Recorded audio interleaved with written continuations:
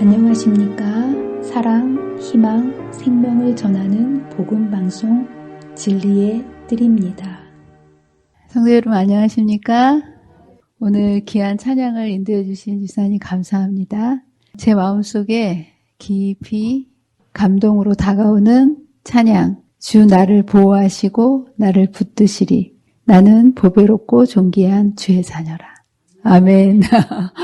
우리 보통 사람이 아닙니다. 그렇죠? 하나님께서 우리를 붙들으시고 사막의 강물과 길을 내시는 주님께서 우리를 보배롭고 존귀한 주의 자마 삼아주셔서 우리의 인생 구비구비를 보호하시고 하늘까지 인도해 주실 것을 믿고 감사를 드립니다. 오늘 설 명절인데 우리 제일 큰 명절은 안식일이죠. 예, 안식일을 기억하고 오늘 이 자리에 오신 저와 여러분의 마음속에 또 이제 온라인으로 각 처소에서 함께 이 예배에 동참하는 모든 분들께 안식의 복을 충만히 내려주시기를 간절히 바랍니다. 오늘은 요한계시록 7장입니다. 요한계시록 7장은 7인 중에서 세 번째 부분입니다. 7인은 4장부터 7장까지 연결되어 있다고 제가 말씀을 드렸습니다. 첫 번째 4장, 5장 앞에 있는 부분은 그리스도께서 승리하시고 아버지 보좌 앞에 앉으신 그 내용을 하나님 보좌를 우리가 말씀을 통해서 펼쳐보았습니다. 네, 하나님 보좌의 장로들과 내 생물들과 다 하나님께 경배를 드렸던 그 모습. 그리고 두 번째 부분은 7인, 예수님께서 이 땅에 남겨놓고 가신 그 교회가 어떻게 시작되었고 사단의 여러 가지 방해 공작으로 붉은 말, 여러 가지 복음의 반대를 당하고 그리고 그것의 영적 기근을 통해서 이제 검은 말 이런 모양 그리고 마침내 중세 암흑 시대의 교회가 죽은 것처럼 말씀이 사라진 시대 이런 시대가 되었지만 결국 하나님께서 구원하심으로 인해서 재림의 방향으로 교회를 다시 일으켜 세워가시는 재림운동을 일으키시고 말씀을 주시고 그래서 재림을 준비시키는 내용이 7인의 개봉을 통해서 하나하나 이 땅의 교회들이 어떻게 구원을 얻어가는지에 대한 것을 공부를 했습니다. 그리고 마지막으로 7장에서는 예수님만 하나님 보좌 우편에 앉는 게 아니라 누구도 하나님 보좌 우편에 앉을까요? 네, 하나님의 백성, 성도들이 비록 이런 여러 가지 이 땅에서 고난을 받지만 마침내 승리하고 하나님 보좌 앞에 앉는 그 7장의 장면을 오늘 드디어 공부를 하도록 하겠습니다. 그래서 오늘은 어떤 자들이 그 날에 설 것인가 거기에서는 14만 4천의 무리에 대해서 이야기하고 있습니다. 그래서 오늘은 14만 4천이 도대체 어떤 무리인가 누가 설 것인가? 네. 여기에 보면 6장 마지막 절에 누가 능히 서리오? 이 대답에 대한 말씀입니다. 과연 누가 예수님 오시는 그 엄청난 광경 앞에 다들 돌이 머리 떨어져라 막 이렇게 두려워하는 그 세상 사람들이 다 두려워하는 그때에 능히 설 사람이 있다라는 거예요. 오늘 누가 서는지를 공부를 해보도록 하겠습니다. 그래서 여기에는 두 무리가 나옵니다. 7장 1절로 8절까지는 14만 4천이라고 성경에서 이야기하는 인침을 받은 무리가 나오고요. 그리고 7장 9절로 17절까지는 또 큰 무리라고 이야기하는 그 무리가 나오고 이 무리는 큰 환난을 통과하고 하나님 보좌 앞에 있다라고 이렇게 소개하고 있습니다. 여러분 생각에 이 14만 4천의 무리와 큰 무리는 같은 무리일까요? 다른 무리일까요? 같은 무리. 이제 이거 끝날 때 우리가 그것에 대한 답을 찾아보도록 하겠습니다. 자, 여러분의 머릿속에 이게 같은 무리일까? 다른 무리일까? 함께 공부를 하시면서 그 답을 한번 찾아보시기를 바랍니다. 자, 이제 1절에 보면 천사가 등장합니다. 2일 후에 이제 이 6째 인을 딱 뗐을 때에 여러분 다 생각나시죠? 해가 어두워지고 재림의 징조들로 이 땅이 지진과 또 달이 핏빛처럼 변하고 이런 재림의 징조들로 있을 때에 재림 직전에 6째 인과 7째 인 사이에 어떤 일이 과연 저와 여러분이 살고 있는 이 지구상에서 일어나는지를 한번 보도록 하겠습니다. 재림 직전이기 때문에 바로 지금 일어나는 일들입니다. 여러분 아시겠죠? 예, 지금 보이진 않지만 지구상에서 이 일들이 지금 이루어지고 있다는 겁니다. 자, 이거는 지나간 일이 아니고요. 지금 현재 우리가 그 예언을 겪고 있는 거기 때문에 여러분들이 정말 주의 깊이 도대체 지금 어떤 일이 우리의 이 최후의 대쟁투에서 이루어지고 있는지를 주의 깊게 살펴보셔야 합니다. 이 일 후에 내가 내 천사가 내 땅 모퉁이에 선 것을 보니 땅의 바람을 붙잡아 바람으로 하여금 땅에나 바다에나 각종 나무에 불지 못하게 하더라. 예, 여기 보면 천사들이 등장을 합니다. 내 모퉁이라고 얘기하는데 땅 내 모퉁이는 뭘 얘기하는 걸까요? 4라는 숫자는요. 동서남북, 지구 전체를 의미하는 겁니다. 예, 완벽한 이 짜임새를 얘기하는 거고요. 하나님의 관심사는 지구 전체를 돌보고 계신다라는 것을 내 모퉁이 전체를 관심을 가지고 천사를 통해서 무엇인가를 붙잡고 계시는 하나님의 전지하심, 보고 계심, 이 모든 것을 주관하시는 내용을 이렇게 소개하고 있습니다. 예언에서 바람은 뭘 상징하죠? 전쟁이에요. 뭔가 전쟁이 일어나고 큰 재난이 일어나는 걸 의미하는데요. 천사가 하는 일은 첫 번째는 내 모퉁이에서 지구 전체에서 전쟁이나 재난이 일어나는 것을 붙잡고 있다는 거예요. 지금 곳곳에 전쟁이 일어나고 있지 않습니까? 네. 그런데 이 전쟁은 천사가 사방에서 꽉 붙잡고 있기 때문에 그나마 지구 전체적으로 일어나지 않고 국소적으로 산발적으로 지금 일어나고 있습니다. 만약에 바람을 사방에서 잡고 있던 이 천사가 바람을 완전히 놓게 되면 어떻게 될까요? 예, 인간이 감당할 수 없는 그런 전쟁이 온 세상에, 재난이 이 세상에 몰아칠 것입니다. 저는 전쟁을 겪은 세대가 아니라서 전쟁의 참혹함을 잘 모릅니다. 근데 6.25를 겪으신 저희 친정엄마가 북한에서 남한으로 피난 오시면서 막 위에서 비행기가 날아다니면서 그 얘기를 너무 실감나게 하세요. 예. 막 이렇게 죽은 시체들이 즐비에 있고 너무 처참하지 않습니까? 예. 그리고 직접적으로 보지 못하더라도 우크라이나나 지금 이런 전쟁들이 일어나는 걸 보면 정말 무섭죠. 근데 그것은 바람을 붙잡고 있는데도 그 바람이 조금씩 흘러나가는 게 그 정도라는 거예요. 이제 이 사방에서 바람을 다 놓았을 때는 정말 누구도 통제할 수 없는 엄청난 전쟁과 재난이 온 지구를 뒤덮는 날이 올 거라는 거예요. 그렇다면 왜 이렇게 붙잡고 불지 못하게 제어하고 있는 걸까요? 각종 나무에 불지 못하도록, 예, 불지 못하도록. 여기에서 각종 나무 뭐냐면 살아있는 생물, 나무를 의미하는데 하나님의 백성을 의미합니다. 그래서 하나님의 백성들을 보호하기 위해서, 그래서 하나님의 백성들을 준비시키고 미지근한 상태에 있는 백성들이 회복되기를 바라시면서 바람을 잡고 있는 건데요. 이제 이것을 놓는 순간 계시록 16장에서 나오는 7 재앙이 온 지구상에 파멸을 일으키게 됩니다. 두 번째 이 천사가 하는 일은 무엇이냐면 인을 치는 일을 합니다. 바람을 붙잡고 있는 일을 하면과 동시에 또 다른 천사가 하나님의 인을 가지고 해돋는 데로부터 올라와서 땅과 바다를 해롭게 할 권세를 받은 네 천사를 향하여 큰 소리로 외쳐 이르되 우리 하나님의 종들의 이마에 인치기까지 땅이나 바다나 나무들 해하지 말라라고 얘기하면서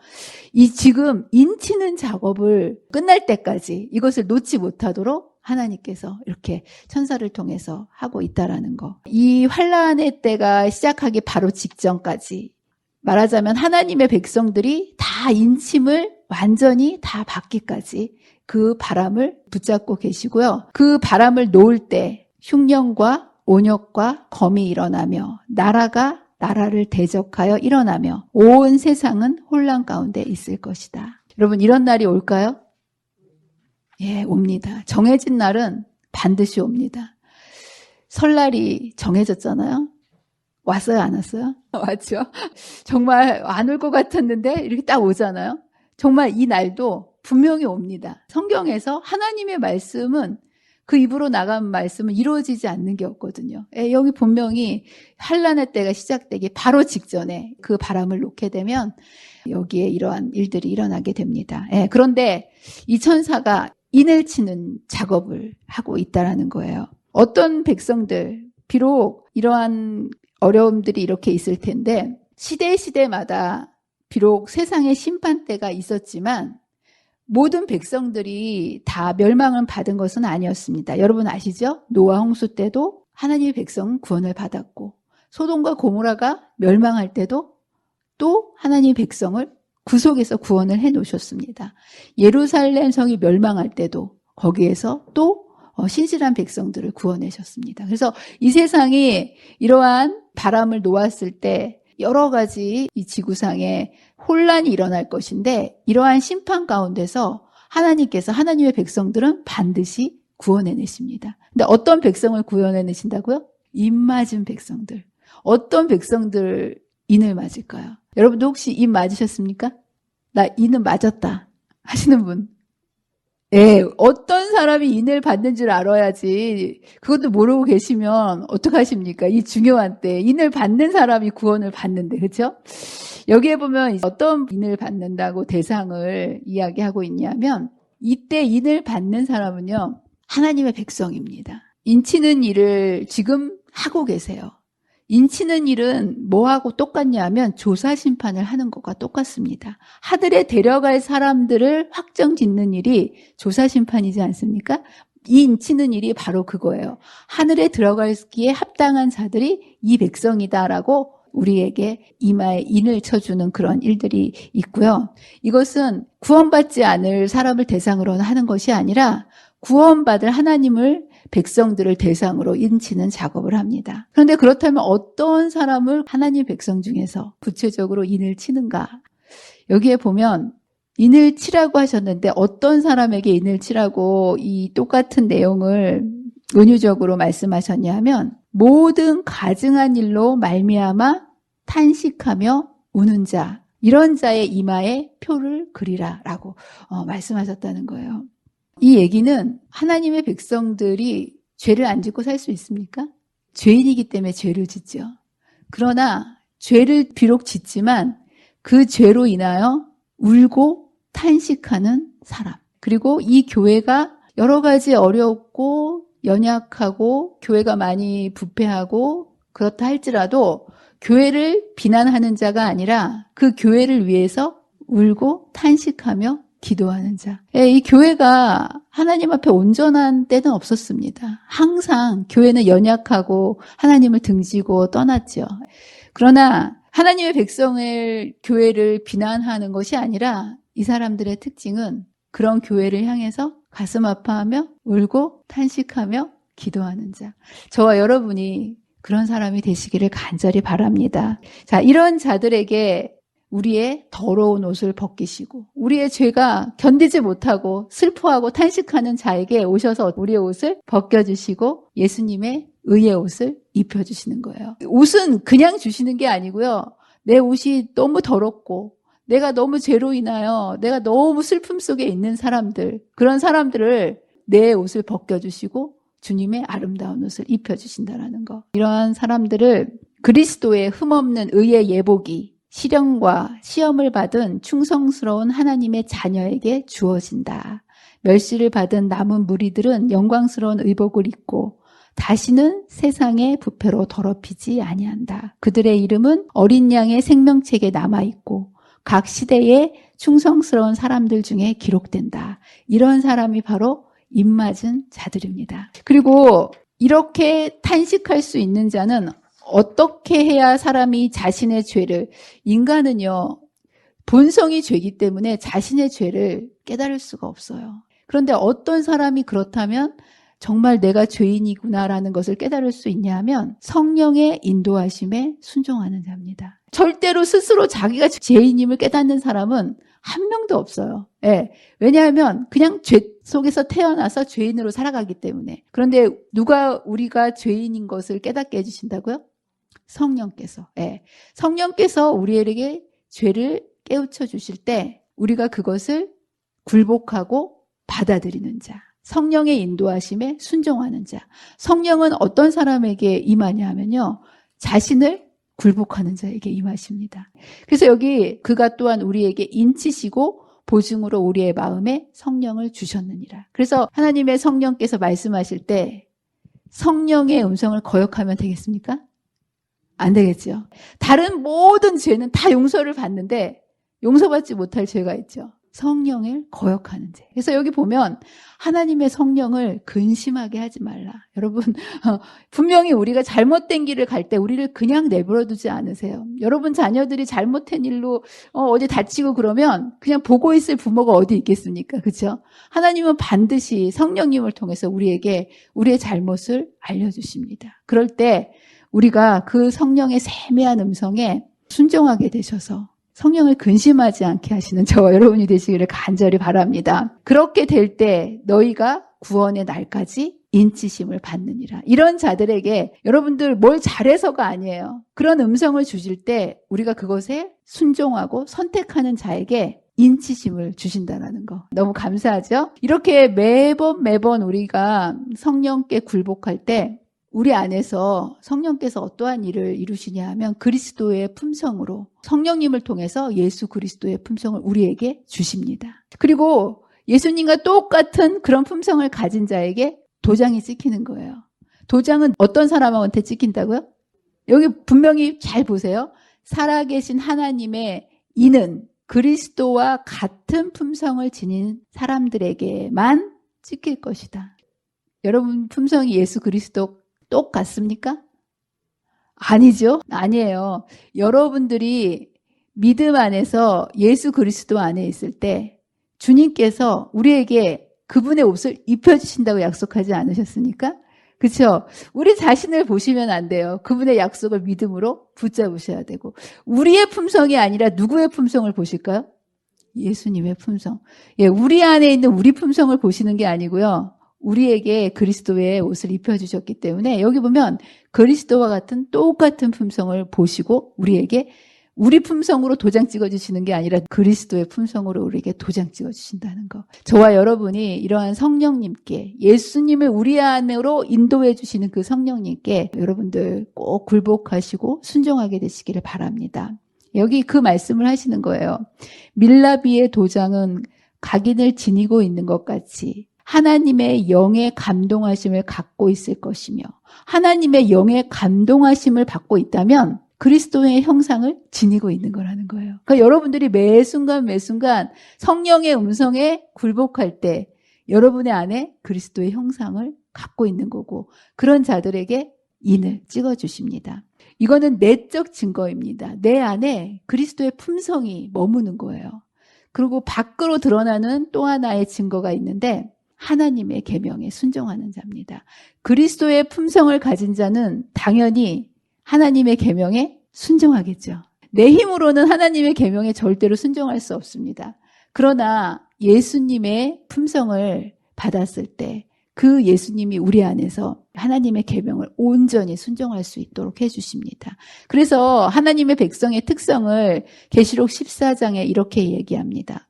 성도들의 인내가 여기 있나니 그들은 하나님의 계명과 예수에 대한 믿음을 지키는 자니라. 그 예수의 믿음을 딱 붙잡고 있을 때 우리 안에서 이 계명을 지킬 수 있도록 그 예수님께서 이루어 주신다라는 거. 그리고 이 계명은 특별히 어떤 계명을 포함할까요? 안식일 계명. 여기 다른 계명에 이런 계명이 없는데요. 하나님과 우리 사이에 표가 되는 인이 되는 도장이 이거 내 거다라고 딱 찍는 계명이 있는데 그게 몇째 계명이라고요? 7째 날 안식일 4째 계명입니다. 여기 보면 분명히 이런 말씀을 하셨어요. 나의 안식일을 거룩하게 할지어다. 이것이 나와 너 사이에 표징이 되어 내가 여호와 너희 하나님인 줄을 너희로 알게 하리라. 그래서 표가 있다는 거예요. 표. 여러분 표가 망가지면 표 구실을 할 수 있습니까? 없습니까? 안 되죠. 표는 정확히 그 표가 돼야만 그 역할을 하는 거예요. 그래서 여기 이스라엘 백성들이 출애굽 당시에 하나님의 백성이니까 여기는 건들지 말라라고 문에다 표시를 해놨어요. 아시죠? 뭘로 표시했습니까? 우리 공부하고 있죠, 요즘에. 어린 양의 피를 표시를 한 거예요. 표시. 예. 그리고 그 표를 보고 천사들이 건너갔죠. 똑같이 그와 같이 이 시대의 하나님의 자녀들도 하나님이 지정하신 표를 갖게 될 것이다. 그들은 하나님의 거룩하신 율법과 조화되는 입장을 취할 것이다. 전체적 파멸에 대해서 하나님의 백성들을 보존하기 위하여 히브리인들이 사는 문에다 한 표를 주신 것과 똑같이 모든 하나님의 백성들에게는 사람마다 각각 어떤 표식이 주어질 것이다. 근데 그 표가 뭐라고요? 안식일이라고 분명히 말씀을 해주시고 계십니다. 예, 그래서 사실 여러분과 제가 근데 안식일을 지킬 수 있습니까? 없습니까? 우리의 힘으로는 지킬 수 없죠. 제가 금방 말씀드렸듯이 이 하나님의 법은요, 인간의 힘으로는 정말 지킬 수 없어요. 그렇지만 우리가 예수의 믿음으로 주님을 붙들 때 주님이 우리 안에서 이 안식일을 지킬 수 있도록 붙들어 주시고 이것을 통해서 하나님께서 우리를 거룩하게 만들어 주신다는 거. 아멘입니다. 자, 그러면 이 인을 치는 목적은 뭘까요? 하나님의 백성을 한마디로 보호하기 위해서 인을 치시는 겁니다. 그래서 하나님의 백성이 입맞을 때까지는 하나님께서 이것을 붙들고 계십니다. 그리고 이제 이것을 놓게 될 때는 어떻게 될까요?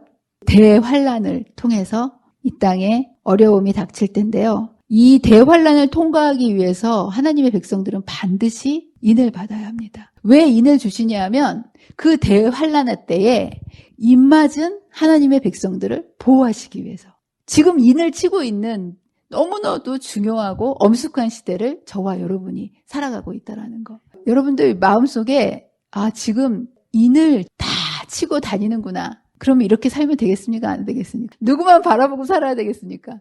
여러분의 영원한 운명이 결정되는 순간이에요. 이 인이 찍히냐? 찍히지 않느냐에 따라서 이제 마지막 그 환란이 닥쳤을 때 누가 능히 서리요? 누가 능히 서리요? 이러지 않았습니까? 그렇죠?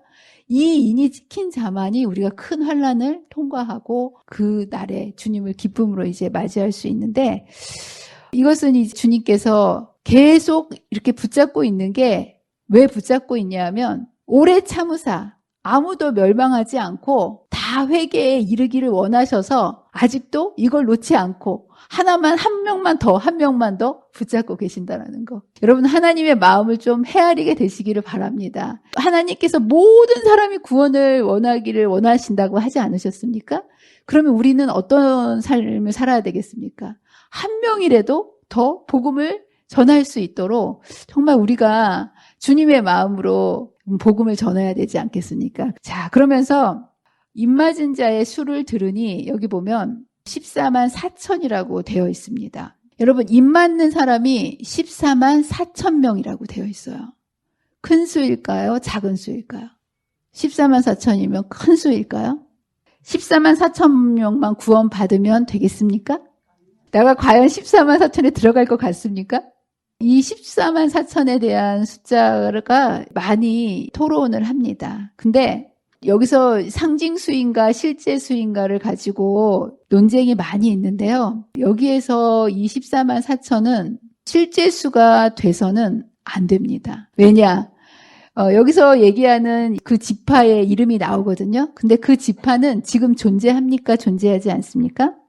예, 지금 존재하지가 않습니다. 그리고 북방 이스라엘이 사실은 멸망하면서 그 이후로 유대 여기에는 이제 다 디아스포라로 흩어져 버렸기 때문에 12지파가 순수하게 남아있지를 않습니다. 그리고 여기에서 7장에 여기만 실제 수라고 한다면 계시록은 모든 것이 뭘로 되어 있습니까? 상징으로 되어 있죠. 예. 다른 게 다 상징으로 되어 있는데 이 숫자만 실제 수가 된다면 형평성에 맞지가 않기 때문에 이것은 실제가 되어서는 안 됩니다. 그리고 무엇보다 중요한 거는 14만 4천 하니까 굉장히 큰 수처럼 보이지만 여러분들 지금 현재 세계 인구가 얼마나 되신 줄 아십니까? 80억 4,531명 2023년 현재로 이렇게 되어 있더라고요. 80억 인구. 우리나라에만 몇 명입니까? 5천만 명인데요. 14만 4천 명은 너무나 작은 수예요. 만약에 14만 4천 명만 간다면 비율적으로 5만 5천 대 1. 하늘 가야 되는데 5만 5천 명을 뚫고 가야 돼. 그러면 여러분들 나 거기 들어갈 자신 있다 하는 분 계세요? 너무 힘든 거죠. 하나님께서 구원은 누구든지 주신 건데 5만 5천 명을 제치고 가야 된다면 이건 너무나 정말 힘든 그 여정이지 않겠습니까? 그리고 무엇보다도 하나님의 품성을 우리가 볼 때 하나님은 구원받을 숫자를 딱 14만 4천 하고 자르시지 않는다는 거예요. 만약에 14만 4천 1명이면 숫자가 넘었으니까 자를 수 없잖아요. 그렇죠? 그래서 구원받을 자를 숫자로 제한하는 것은 하나님의 본성과 모든 사람을 구원하기를 원하시는 하나님의 마음과 일치하지 않기 때문에 이 숫자는 실제 수가 아니라 구원받는 자들을 상징수로 12지파의 조직수와 12사도의 조직수에다 1000을 곱한 충만수. 그래서 구원받는 사람들의 전체 수를 상징하는 그런 하나님의 특별한 백성들을 대표합니다. 임 맞는 자들은요, 한마디로 이런 자들입니다. 여자와 더불어 더럽히지 않고 순결한 자라. 딱 한마디로 하자면 어린 양이 어디로 인도하든지 따라가는 자. 여러분들 내 맘대로 살면 안 됩니다. 누가 인도하신 대로 가야 되는 거야? 어린 양 예수 그리스도께서 인도해 주시는 대로 따라가는 자. 예, 그래서 이 사람은요 하나님의 품성을 드러내는 자예요. 여러분들 짝퉁에다가 명품 라벨을 찍으면 되겠습니까? 안 되겠습니까? 안 되겠죠. 예, 그래서 하나님께서 인을 치시는데요. 하나님의 품성을 드러내는 자에게만, 하나님의 품성과 똑같은 자에게만, 예수님과 똑같은 자에게만 인을 치십니다. 그런데 인간은 예수 그리스도와 똑같은 품성을 가진 사람이 단 한 명도 없습니다. 그렇기 때문에 우리는 주님께서 입혀주시는 그 의의 옷을 입어야만 된다라는 거예요. 그런데 어떤 사람에게 그 의의 옷을 입혀주신다고요? 울고 탄식하며 마음을 찢는 자에게. 여러분 아시겠죠? 여러분들이 죄를 짓는 걸 갖고 하나님은 뭐라고 하지 않으세요. 왜냐하면 우리는 죄인이기 때문에 죄를 지을 수밖에 없다는 걸 우리는 몰라도 하나님은 잘 알고 계십니다. 그래서 죄 지은 걸 갖고 뭐라고 하시는 게 아니라 죄 짓고 난 다음에 이후에 우리의 태도가 더 중요한 거예요. 죄를 짓고 났을 때 성령께서 깨닫게 했을 때 변명하고 축소하고 이것을 부정하는 게 아니라 가르쳐주면 마음속에 성령께서 깨우쳐 주시면 그것을 인정하고 마음을 찢고 울고 탄식하면서 하나님께 돌아오는 자. 그런 자에게 더러운 옷을 벗기시고 주님께서 의의 옷으로 아름다운 옷으로 입혀주신다라는 거. 그래서 결국은 이 자기를 부인하고요. 예수님을 따라가는 자를 주님께서는 입혀주시고 인을 쳐주십니다. 자, 그러면서 이제 두 번째 파트에서 큰 무리가 나옵니다. 여기 보면 이 일 후에 내가 보니 또 본 거예요. 아까 봤을 때는 14만 4천의 무리를 본 거고요. 이제 그 14만 4천의 무리를 다 호명한 후에 또 다시 보니 아무도 능히 셀 수 없는 큰 무리가 나와 흰옷을 입고 손에 종려나무 가지를 들고 어린 양 앞에 서서 한 무리가 보입니다. 여러분 생각에 이 큰 무리와 14만 4천의 무리는 1번 똑같은 무리일 것 같습니까? 두 번째, 큰 무리와 14만 4천은 다른 무리다. 살아서 승천할 구원받을 백성이다. 네. 3번, 큰 무리 속에 14만 4천의 구원받은 무리가 포함된다. 어떤 게 맞을까요? 객관식입니다. 1번, 2번, 3번. 이거는 사실 저도 몰라요. 궁금하신 분은 하늘에 꼭 가셔가지고 어떤 무리인가 보시길 바랍니다. 네, 그런데 교회 주석에서는 이거를 2번으로 설명을 하고 있어요. 그런데 1922년 대총회 성경 연구에서는 1번을 지지합니다. 이거는 다른 환경 속에 있는 동일한 그룹을 묘사하는 걸로 이야기하고 있는데요. 이 얘기는 뭐냐 하면 이런 겁니다. 14만 4천의 무리는 승천하기 전에 지상에 있는 하나님의 백성들을 묘사한 거다. 네, 그리고 이 백성들은 요한이 눈으로 본 숫자가 아니고요. 그 수를 들으니라고 했기 때문에 숫자를 기로 들은 거예요.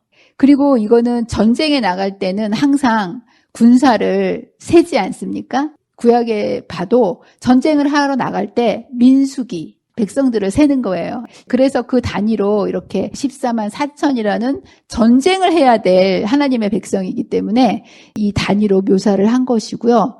큰 환난을 통과하는 엄청난 전쟁을 눈앞에 두었기 때문에 여기에 보면 큰 환난의 문턱에 서 있는 하나님의 백성의 무리를 14만 4천의 무리라고 묘사를 한 것입니다. 그리고 이 14만 4천의 하나님의 백성들이 이 땅에서 승리하고 하늘로 승천한 거, 그걸 보고 여기에서 이렇게 이제 묘사를 한 거예요. 내가 보니, 그 귀로 듣던 사람들을 이제 하늘을 보면서 보니 실제로 요한이 눈으로 보니 숫자가 14만 4천이라고 이렇게 듣지는 않았지만 셀 수 없는 허다한 무리가 보였기 때문에 눈으로 본 거를 이렇게 묘사를 한 거라고 봅니다. 그리고 전쟁에 승리하여 축제하며 찬양하고 경배하고, 왜냐? 환난의 때를 통과하여 승리를 거둔 자들이기 때문입니다. 아시겠죠? 그리고 이 무리들은 둘 다 똑같은 무리인 것이 흰 옷을 입고 종려나무를 이제 들고 있다라고 이야기하고 있고요. 흰옷은 승리를 의미하죠. 그래서 이 사람들은 다른 무리가 아니고요. 큰 환난에서 나오는 자들인데 어린 양의 피에 그 옷을 씻은 자들이다라고 이야기합니다. 하늘에 있는 이 사람들의 특징은 두 가지의 특징이 있습니다. 무엇을 통과한 자들이라는 거예요? 환난은 환난인데 어떤 환난? 큰 환난. 어떤 환난일까요? 야곱의 환난, 마지막 환난. 저와 여러분들이 살아서 하늘에 가려면 반드시 이 환난을 통과해야 되는 이제 그런 것이고요. 여기에 보면 또 하나의 특징이 있는데 어린 양의 피에 그 옷을 씻어 희게 한 자. 이 얘기는 뭐냐면 자신의 힘으로 그 환난을 통과하는 것이 아니라 어린 양의 피에 깨끗이 씻어서 그리스도의 품성을 가지고 그리스도의 의의 옷을 딱 품고 그 환난을 통과하는 자들이라는 거. 절대로 우리의 힘으로 싸우는 게 아니라 어린 양의 피에 환난 때마다 어린 양의 피를 의지해서 승리를 경험한 자들. 이런 자들이 바로 하나님 백성들의 있는 하늘에서 승천한 무리 속에서 요한이 보았던 그 무리의 모습을 우리는 알게 됩니다. 그리고 이들은 자신의 힘으로 간 것이 아니기 때문에 하나님께 이렇게 경배와 찬양을 합니다. 큰 소리로 외쳐 이르되 구원하심이 보좌에 앉으신 우리 하나님과 어린 양에게 있도다. 그러면서 모두가 다 누구한테 경배합니까? 예, 누가 이 모든 구원을 이루어 주셨기 때문에? 어린 양이. 예. 여러분 걱정하지 마세요. 큰 환난 어떡하나. 걱정하지 마세요. 이 모든 것은 누가 이루어 주시는 거라고요? 어린 양의 피에. 그분이 품성이 우리의 품성이 되고 그분의 능력이 우리의 능력이 되고 우리는 누구만 따라다니면 됩니까? 예수님. 그래서 여러분들이 날마다 말씀을 통해서 예수님을 바라보셔야 되는 거예요. 예, 마지막 환난을 준비하는 거는 바로 지금 말씀 되시는 어린 양 되시는 예수님을 날마다 붙잡고 사는 그 연습을 하는 자가 이 환난을 이기고 갈 수 있는 자. 그리고 이런 자들을 주님께서는 보좌에 계신 어린 양이 그분의 우리의 목자가 되사 우리의 모든 눈물을 씻어주신다고 이렇게 약속해 주십니다. 그래서 여러분들이 하늘에 가시면 울 일이 없어요. 그렇죠? 아까 이 땅에서 죄로 인해서 울고 탄식하며 눈물이 마르지 않게 살던 하나님의 백성들을 그들의 눈에서 모든 눈물을 씻어주신다. 이렇게 약속을 해주셨습니다. 정말 이 날은 예수님 안에 있는 자들에게는 정말 놀라운 구원의 날이 될 것입니다. 그러나 또 이 날은 누군가에게는 진노의 날이 이르렀으니 누가 능히 서리요 라고 하는 두려움의 날이 될 것입니다. 정말 이 날은 아무도 설 수 없지만 하나님의 구원을 받은 자들은 능히 설 것입니다. 그리고 이 하나님의 백성들은 강한 사람들이 아니에요. 자신의 속절없음과 연약함과 죄됨을 깨닫고 매 순간 성령께 굴복하고 그분의 의를 내 걸로 받는 자. 여러분들 구원은요 하는 게 아니고요 받는 거예요. 거저 주신 주님의 의를 받는 거. 예, 받는 거. 하는 게 아니라 받는 거. 자신의 모든 것들을 매 순간 부인하고 내려놓고 그리스도의 생명을 받아서 살아가는 자. 그럼 여러분들 이걸 언제 훈련해야 될까요? 이런 훈련은요, 언제 훈련이 되냐 하면 환난할 때 훈련이 되는 거예요. 마지막 큰 환난이 있기 전에 여러분의 삶 속에서 매일매일 겪는 크고 작은 환난이 있지 않습니까? 바로 그 환난이 올 때마다 어린 양의 피에 나를 깨끗이 씻는 그 훈련이 된 자가 정말 마지막 그 환난이 왔을 때 나를 온전히 주님께 맡기고 그 분의 보혈의 피로 온전케 됨으로 그 환난을 이길 수 있는 자가 된다라는 거. 그래서 여기 분명히 아까 그러지 않았습니까? 장로 중에 하나가 이 흰옷 입은 자들이 누구며 어디서 왔느냐 그랬을 때 큰 환난에서 나오는 자들인데 어린 양의 피에 그 옷을 씻어 희게 된 자들이다. 이렇게 이제 이야기를 한 거고요. 그랬기 때문에 여러분들 지금 여러분들이 당하는 크고 작은 환난들은 나쁜 것도 아니고요. 두려워할 것도 아닙니다. 이거는 하나님께서 그 큰 환난을 겪기 전에 우리를 훈련시키기 위해서 허락하신 환난이라는 거예요. 그러니까 필요한 환난인 것이죠. 여러분 믿으십니까? 그래서 여러분들 매일매일 겪는 이 환난, 여러분이 다가오는 문제, 내 삶을 흔들어 놓는 여러 가지 삶의 어려움들이 닥칠 때 그때가 어린 양의 피를 의지해서 우리가 이 환난을 훈련받는 너무나도 좋은 기회라는 것 잊지 말게 되시기를 바랍니다. 저도 이런 환난을 매일매일 겪고 삽니다. 누군가 저한테 그러더라고요. 사모님은 매일 말씀을 붙들고 사니까 어려움이 없을 것 같아요. 그러더라고요. 그럴까요? 아니에요. 하나님이 훈련시키고 계시기 때문에 저도 매일매일 환난을 겪습니다. 제가 지난 일요일 날 새벽에 기도를 하고 나와가지고 제가 밤사이에 온 카톡을 확인하는데 친정 가족 카톡에 작은 오빠가 문자를 올렸어요. 뭐라고 올렸냐 하면 오늘 아침에 엄마가 방에서 넘어지셔서 꼼짝을 못하고 지금 119 불러서 병원에 갑니다. 이렇게 올라왔어요. 제가 그걸 딱 보는데 숨이 안 쉬어지더라고요. 숨이 안 쉬어져요.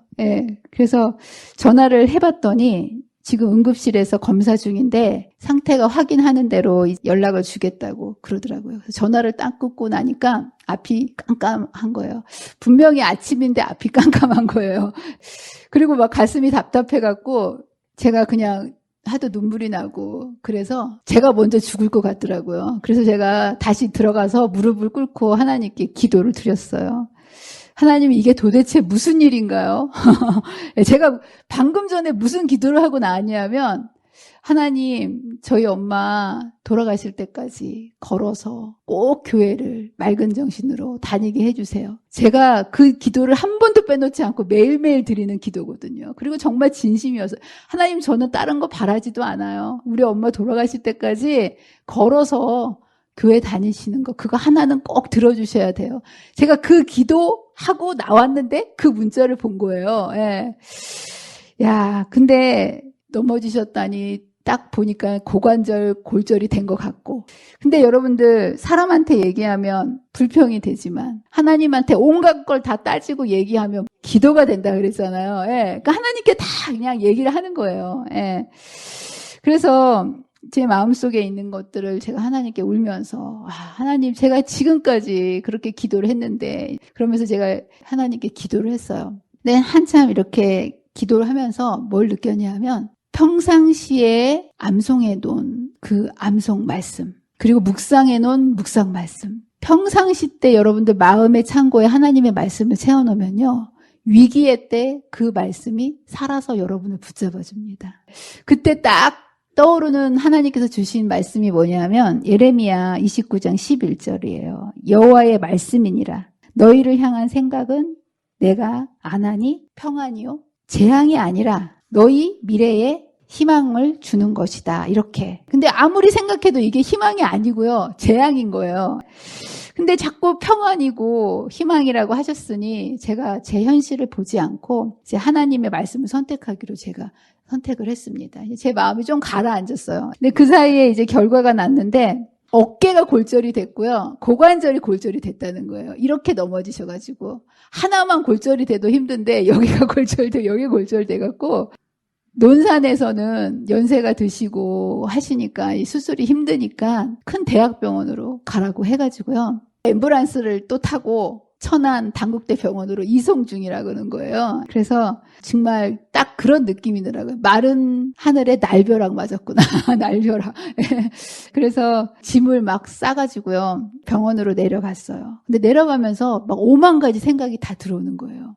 혹시 기도대로 거동하지 못하게 되면 이제 우리 엄마가 돌아가시나 보다. 제가 돌아가시는 날까지 거동을 가능하게 해달라 그랬잖아요. 근데 이게 부러지신 걸 보니까 거동을 못하게 됐잖아요. 우리 엄마가 돌아가시는 거 아닌가? 또 이런 생각이 또 드는 거예요. 예. 근데 그런 5만 가지 생각들 속에서 제가 하나님의 말씀을 붙잡기로 하고 내려가는 내내 찬송 듣고 기도하고 찬송 듣고 기도하고 그런 생각들을 하지 않으려고 이제 그러고 제가 이제 내려갔어요. 근데 응급실에 딱 들어갔더니 우리 엄마가 누워 계시는데요. 총명하신 거예요. 예, 똘망똘망하신 거예요. 거기 누워가지고 계셔가지고. 예, 그래서 제가 드는 생각이 우리 엄마가 금방 돌아가시지는 않겠구나. 그런 생각이 제가 들어서 안도하고 있는데 제 마음속에 하나님이 이런 말씀을 들려주시더라고요. 이거는 재앙이 아니라 선물이다. 선물. 하나님 이게 선물이라고요? 근데 가만 생각해 보니까 이게 선물 맞구나라는 생각이 들었어요. 왜냐하면 제가 학교 가느라고 중학교 때 집을 나왔거든요. 그리고 중학교, 고등학교, 대학교 시집 가고 집에 못 들어갔어요. 엄마랑 같이 있을 시간이 없는 거예요. 계속 나와 있었던 거예요. 정말 엄마랑 단 둘이서 오붓하게 이런 시간이 없었던 거예요. 네, 그래서 선물이다라는 걸 가만 생각해 보니 정말 선물인 거예요.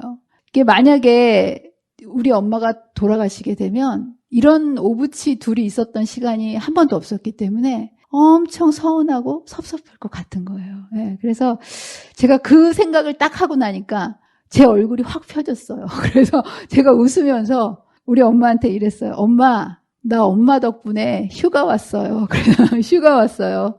그래서 엄마랑 있으니까 진짜 좋네요. 예, 맞죠? 엄마도 좋죠? 그랬더니 우리 엄마가 너무 기가 막히니까 그래 좋다. 예, 이제 그러면서 우리가 병원 생활이 시작이 됐습니다. 근데 그날이 일요일이기 때문에 그냥 검사만 어찌나 많이 하는지 의사 얼굴은 보지도 못하고요. 검사만 이제 계속하고 이제 병실로 올라가서 엄마는 꼼짝도 못하고 누워있고 저는 옆에서 쪼그리고 병상 침대에 앉아가지고 뭘 해요? 기도밖에는 할 게 없는 거예요. 예, 또 기도. 예. 희망은 보이지 않았지만 하나님께서 분명히 희망이라고 하셨고 선물이라고 하셨으니 그게 진짜 내 마음속에 받아들일 수 있도록 그 가장 불안하고 어두운 시간에 제가 아무한테도 전화를 하지 않았어요. 아무한테도 알리지 않고 제가 하나님께만 계속 기도를 했어요. 그리고 옆에 사람들이 있으니까 크게도 못 하잖아요. 정말 숨을 죽이고 울면서 제가 하나님께 계속 기도를 했어요. 제가 잠을 잤는지 안 잤는지 누워서도 기도, 앉아서도 기도, 계속 기도를 했어요. 예. 근데 정말 기도할수록 마음이 편안해지더라고요. 예. 하나님의 기도의 응답은 언제나 마음에서부터 오고요. 기도의 응답은 평안입니다. 예. 그리고 나서 문제에서도 이제 구원해 주시죠. 예. 그래서 이제 다음 날 월요일 날 한 11시쯤 되니까 교수님 회진을 왔더라고요. 그런데 그분이 저는 이제 수술하자고 그럴까봐 조마조마 이제 하고 있었는데 검사 결과를 다 검토를 해보고 의료진들이 의논한 결과 완전 골절이 아니고 금이 갔대요. 이렇게 압박이 되면서. 예, 그래서 수술을 하지 않고 연세가 너무 많으시니까 득보다 실이 더 있을 것 같으니까 지켜보고 안 되면 나중에 수술을 하자고 그러시면서 일단은 잘 붙여보자고 그러시더라고요. 그래서 얼마나 감사했는지 몰라요. 근데 또 욕심이 나잖아요. 병원에 그럼 얼마나 계셔야 되냐고 이제 물어봤더니 완전히 누워서 2주를 대학병원에 계시고 그리고 요양병원에 가셔서 한 달 정도를 계시고 난 다음에 돼야 된다고 얘기하시더라고요. 그러면서 제가 제일 궁금했던 거는 저희 엄마가 다시 걸으실 수 있나요? 이렇게 물어봤어요. 그랬더니 한 달 반 정도만 잘 붙이고 재활하면 다시 걸을 수 있습니다. 라고 말씀해 주셨어요. 너무 감사했죠. 예. 그래서 정말 기도 응답대로 된 거예요. 저희 엄마는 다시 걸어서 교회에 가실 겁니다. 예, 너무 감사하고 정말 파도가 이렇게 지나갔습니다. 파도가 한 번만 오나요? 파도가 올 때는 계속 와요. 예. 근데 다음날 또 다른 파도가 오는 거예요. 이제 좀 식사를 하셔야 빨리. 그 의사 선생님이 그랬거든요. 할머니 잘 먹을 것 같이 안 생기셨는데 잘 먹어야 됩니다. 제 말 잘 들어야 다시 걸을 수 있습니다. 또 안 먹게 빼빼 마르니까 우리 엄마한테 정말 안 먹게 생겼다 그러면서 잘 먹어야 된다고 강조를 했는데 그 다음 날부터 우리 엄마가 그 전날 하루 종일 굶었잖아요. 그 다음 날 이제 먹는데 급체를 한 거예요. 스트레스를 받으셨는지 뭐 했는지. 그래서 또 하루 종일 먹은 물까지 다 토하시는 거야. 물도 못 먹게 된 거예요. 예. 와, 그래서 제가 너무 애가 닮아서 닌겔 좀 꼽아달라고 했더니 보통 병원 가면 닌겔은 당연히 꼽아주잖아요. 그렇죠? 근데 닌겔을 빼버렸어요. 그래서 다시 꼽아달라고 부탁을 했더니 너무 단호하게 안 된다는 거예요. 할머니들이 닌겔 꼽아놓으면 그걸 의지해서 밥을 안 드시기 때문에 어떻게든 밥을 드셔야지. 그래서 닌겔을 안 꼽아주더라고요. 난 그런 병원 처음 봤어요. 예. 그래서 제가 불평할 수도 없고 또 화를 낼 수도 없고 뭐 해야 되겠습니까? 또 기도했죠. 예. 하나님, 우리 엄마가 지금 죽음커녕 물도 못 드십니다. 또 눈물로 계속 기도를 했어요. 그러니까 우리 엄마는 옆에서 계속 그냥 죽은 듯이 그냥 잠만 주무시는 거예요. 계속 눈도 못 떠요. 눈 뜰 힘도 없으신지 계속 주무시기만 하시는 거예요. 그리고 그 다음날 아침이 됐는데 신기하게 또 눈이 초롱초롱하신 거예요. 초롱초롱. 초롱초롱하면 사는 거잖아요. 그렇죠? 그래서 물을 달라는 거예요. 그래서 물을 드렸더니 또 드셨어요. 그리고 이제 그때부터 밥을 드시기 시작한 거예요. 가만 엄마랑 얘기하다 보니까 하나님께서 빨리 회복시켜 주려고 강제 금식을 시키신 것 같아요. 이틀 동안 강제 금식을 시킨 다음에 그 다음에 급속하게 회복이 되도록 도와주신 것 같아요. 네, 그래서 이제 정말 하루가 다르게 좋아지시더라고요. 근데 이제 세 번째 날에 또 다시 문제가 생긴 거예요. 제가 이제 엄마는 좋아지시는데 병원 생활이 이틀 지났을 뿐인데 제가 적응이 안 돼가지고요. 막 머리가 깨질 것처럼 막 쑤시고 아프기 시작한 거예요. 그래서 왜 이렇게 아프냐. 이제 잠을 못 자서 그런가. 이제 그러고 있는데 갑자기 제가 맨날 대상포진이 나면 나오는 그게 있거든요. 찌르는 그 부위, 똑같은 부위가 있는데 그 부위가 송곳 찌르듯이 찌르는 게 이게 대상포진이 재발했구나. 그게 딱 감에 느껴진 거예요. 그래서 제가 너무 놀래가지고 밑으로 내려가가지고 진료를 받으려고 했더니 벌써 문 닫고 끝났대요. 4시 반인데 끝났대요. 그래가지고 차를 끌고 그 낯선 천안에 그 시내를 헤매면서 병원을 찾는데 눈물이 진짜 서러워서 폭포수처럼 흐르더라고요. 이 가슴에서부터 절규가 나오는 거예요. 하나님, 저 좀 살려주세요. 와, 내가 여기서 아프면 이제 어떡합니까? 하나님, 저 좀 살려주세요. 네, 그래서 정말 비는 오고 날은 어두워지고 진짜 최악의 상황이었어요. 그런데도 하나님께서는 그걸 다 보고 계시고 다 듣고 계시고 뭔가 이유가 있을 거다. 기도하면서 또 약을 이제 타갖고 와서 이제 먹고 그날 밤을 잤어요. 그리고 또 아침에 일어나서 또 기도하기 시작했어요. 하나님, 이제 어떡합니까? 제가 견딜 수가 없습니다. 그런데 그 순간에 제 머릿속에 하나님께서 이런 생각을 넣어주셨어요. 퇴원해라. 퇴원해라. 여러분 알지요? 병원은 걸어서 들어가도 절대로 나올 수가 없어요. 예, 의사가 오케이를 하지 않으면요. 예, 근데 의사 선생님이 분명히 2주를 병원에 있고 퇴원 못하고 요양병원으로 가야 된다고 그랬거든요. 근데 제가 지금 3일 지났을 뿐인데 어떻게 퇴원을 해달라고 할 수가 없는 거예요. 근데 제 머릿속에 내가 이렇게 아프니까 내 상황을 설명해야 되겠다는 생각이 든 거예요. 예, 그래서 간호사가 왔길래 저 퇴원하고 싶어요. 그랬더니 간호사가 눈이 동그래져가지고 퇴원은 안 되는데요? 그러는 거예요. 근데 일단 저 퇴원하고 싶으니까 얘기 좀 해주세요. 그랬거든요.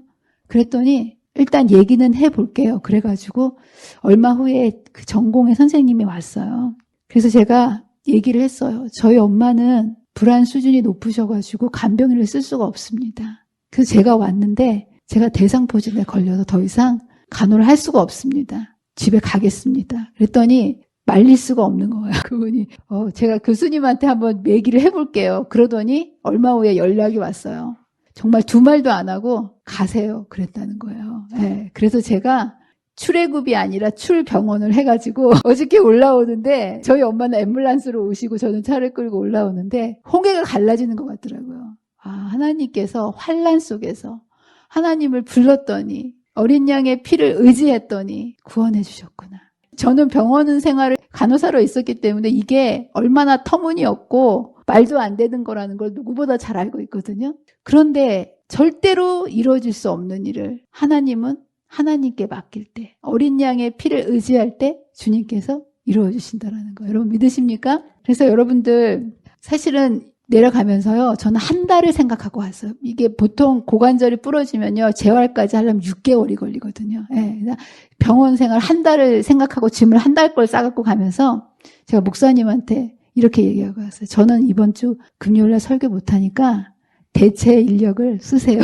그리고 내려갔어요. 근데 제가 수요일날 멀쩡히 올라온 거잖아요. 그래서 제가 안 되겠다. 하나님이 이렇게 해주셨는데 순종해야지. 근데 목요일날 됐는데 포진이 열로 올라오는 거예요. 또 제 마음이 또 흔들렸어요. 야, 이게 아픈 마당에 무슨 설교냐. 근데 제가 다시 무릎을 꿇었어요. 하나님, 제가 제 힘으로 억지로 하지 않겠습니다. 하나님이 힘을 주시면 하고 하나님이 힘을 못 주시면 저는 못합니다. 하라면 하고 어린 양이 이끄시는 대로 제가 하겠다고도 안 하고요. 제가 안 하겠다도 안 하고 어린 양이 인도해 주신 대로 순종하겠습니다. 예, 제가 그리고 잠을 잤어요. 근데 오늘 아침에 일어났더니 여기 있던 통증과 이 포진이 올라오려고 했던 게 없어져 버린 거예요. 너무 감사하죠. 그래서 참 이게 내가 할 일은 기도고 내가 기도할 때 하나님께서 하나님의 일을 하신다라는 거. 여러분들 이 마지막 환난은요, 갑자기 그 환난을 통과할 수 있는 사람은 아무도 없습니다. 여러분의 매일매일 여러분의 삶을 흔들어 놓는 큰 환난이든 작은 환난이든 큰 문제든 작은 문제든 그것을 어린 양의 피로 구원을 경험한 자만이 마지막 환난 때에 넉넉히 그 환난을 이길 수 있다는 것을 여러분 기억하시면서 여러분의 삶 속에서 허락하시는 작은 환난들을 예수님을 보혈의 피를 의지해서 여러분 그 환난을 통과하는 경험들을 날마다 훈련하시고 주님 오시는 그날 큰 환난을 통과하셔서 다 같이 예수님의 그 재림의 날, 영광스러운 날 주님의 재림을 맞이하는 저와 여러분이 되시기를 간절히 바라면서 말씀을 마치도록 하겠습니다. 기도하겠습니다. 감사하신 하나님 아버지, 참 우리는 아무것도 모르고 너무 연약하고 부족하지만 우리를 이 땅에 홀로 두지 아니하시고 우리를 보배롭고 귀한 하나님의 자녀로 여겨주시며 붙들어 주시고 인도해 주시겠다 약속해 주셔서 감사합니다. 우리의 인생에 닥치는 여러 가지 환난과 고난과 문제들이 있을 때마다 이제는 더 이상 문제와 싸우지 않게 해주시고 예수 그리스도의 보혈의 피를 의지하고 어린 양이 인도하시는 대로 따라감으로 마지막 환난을 이기고 주님의 재림을 맞이하는 복된 백성이 되도록 도와주시기를 사랑과 은혜가 많으신 예수님의 이름으로 간절히 기도합니다.